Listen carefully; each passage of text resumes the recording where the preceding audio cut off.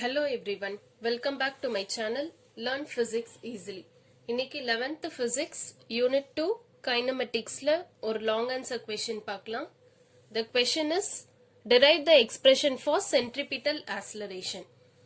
அதுக்கு முன்னாடி you have to know what is uniform circular motion. So uniform circular motionல speed constant இருக்கும். So velocity it is a vector quantity. So velocity vector quantity meaning என்னன்னா it is having both magnitude and direction. So இங்க magnitude constant இருக்கும். Okay, velocity க்கு magnitude as well as direction இருக்கு. அந்த magnitude constant இருக்கும். So magnitude of velocity தான் speed. Okay, and next என்ன ஆகும்னா அந்த direction continuous change ஆயிட்டே இருக்கும். Just imagine பண்ணி பாருங்க in case அந்த direction change ஆகலனா அந்த ஆப்ஜெக்ட் அப்படியே ஸ்ட்ரைட்டா போயிட்டே இருக்கும். ஸோ நம்மளுக்கு சர்க்குலர் மோஷன் இருக்காது, லீனியர் மோஷன் தான் இருக்கும். ஸோ அதனாலதான் இங்க கொடுத்துருக்காங்க வெலாசிட்டி வெக்டார் டர்ன்ஸ் கண்டினியூஸ்லி. அது கண்டினியூஸா அதோட டைரக்ஷன் சேஞ்ச் பண்றப்பையும் ஸ்பீட் வேல்யூ கான்ஸ்டன்டா இருக்கும். Now look at this diagram. Consider a body is moving in a circular motion. அப்ப with respect to the centre இது எல்லாமே ரேடியஸ். ஸோ இங்கெல்லாம் இந்த ஆப்ஜெக்ட் மூவ் ஆகிறதுக்கு அந்த வெலாசிட்டியை டினோட் பண்ணியிருக்காங்க. ஸோ இங்க பாத்தீங்கன்னா அந்த ஆப்ஜெக்ட் மூவ் ஆகுறப்ப கூட தட் இஸ் ஒரு சர்க்குலர் மோஷன்ல ரிவால்வ் ஆகுறப்ப கூட இந்த வெலாசிட்டி சேஞ்ச் ஆகவே இல்லை. அந்த வெக்டார் லைன் தான் மேக்னிடியூட டினோட் பண்ணும். ஸோ இதோட சைஸ் தான் அந்த length of a line segment தான் மேக்னிடியூட டினோட் பண்ணும். அதுல எல்லாத்துக்குமே அதோட மேக்னிடியூட் வந்து சேமா இருக்கு. So length of the velocity vector change ஆகல டியூரிங் த மோஷன். ஸோ அப்ப என்ன அர்த்தம்னா speed value is constant. But இந்த வெலாசிட்டி எப்படி ஆக்ட் ஆகுது? It is tangential to the circle. இந்த சர்க்கிள்க்கு டான்ஜென்டா தான் ஆக்ட் ஆகுது. ஸோ இந்த மாதிரி கேஸ்ல if there is a change in velocity அப்ப அங்க ஆக்ஸலரேஷன் கிரியேட் ஆகும். அந்த ஆக்ஸலரேஷன் எல்லாமே towards the centre of a circle act ஆகும். So that's why it is called as centripetal acceleration. So centripetal meaning என்னன்னா it is acting towards the centre. எல்லா ஆக்ஸலரேஷனும் சென்டர்ல ஆக்ட் ஆகுறதுனால this is called as centripetal acceleration. Now look at this diagram. So ஒரு object வந்து circular மோஷன்ல revolve ஆக போகுது. So அது எந்த பொசிஷனை வேணா ஆக்கியூபை பண்ணலாம். ஸோ நம்ம ரெண்டு பொசிஷனை கன்சிடர் பண்ணியிருக்கோம். ஸோ இங்க இருக்க டிஸ்பிளேஸ்மெண்ட் r1 வெக்டார், இங்க இருக்க டிஸ்பிளேஸ்மெண்ட் r2 வெக்டார், இங்க இருக்க வெலாசிட்டி இந்த ஆப்ஜெக்ட் வந்து சர்க்குலர் மோஷன்ல ரிவால்வ் ஆகுறப்ப இந்த பாயிண்ட்ல இருக்க வெலாசிட்டி v1 வெக்டார் அண்ட் இந்த பாயிண்ட்ல இருக்க வெலாசிட்டி v2 வெக்டார். இது நம்ம யூனிஃபார்ம் மோஷனுக்கு பார்க்கல. ஸோ சிம்பிளா ஒரு ஆப்ஜெக்ட் வந்து சர்க்குலர் மோஷன்ல ரிவால்வ் ஆச்சுன்னா அதுக்கு எடுத்திருக்கோம். அதனாலதான் v1 vector v2 vector. Because நம்ம யூனிஃபார்ம் சர்க்குலர் மோஷன் அசியூம் பண்ணோம்னா வெலாசிட்டி அண்ட் டிஸ்பிளேஸ்மெண்ட் வந்து சேமா இருக்கும்.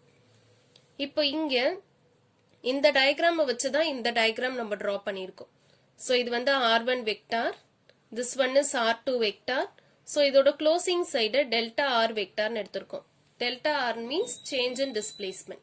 So next one in the velocity v1. So இங்கிருந்து அப்படியே tangential draw பண்ணோம்னா this is v2. So இந்த ரெண்டுத்தோட closing side is delta v.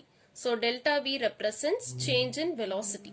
இப்போ நம்ம uniform circular motion consider பண்ணோம்னா இந்த r1 r2 ரெண்டுமே சேர்த்து equal, that is equal to r.